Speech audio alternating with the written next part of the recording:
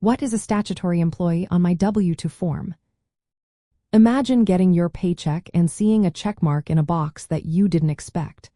That mark means you are classified as a statutory employee. This is a special category that sits between a regular employee and an independent contractor. It can seem confusing at first, but understanding it is key to managing your taxes and finances. A statutory employee is someone who performs work for a company but has some independence in how they do it.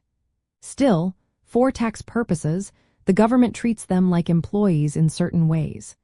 When you look at your W-2 form, you will see a check in box 13 if you are a statutory employee.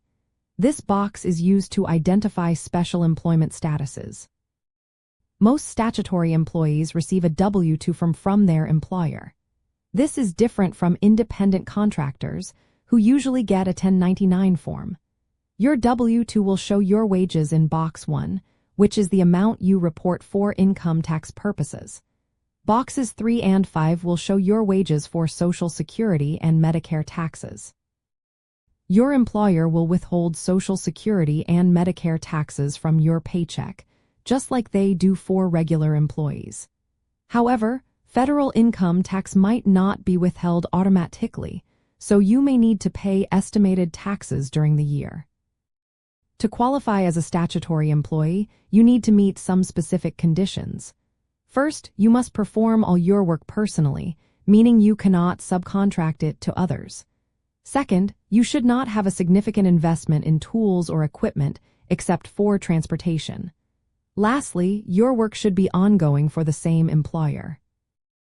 Examples of statutory employees include full-time traveling salespeople, certain drivers who deliver or pick up goods, people working at home on materials provided by the employer, and life insurance agents mainly selling for one company. These workers often have some independence but are still considered employees for tax purposes. Knowing your status as a statutory employee can impact how you file your taxes.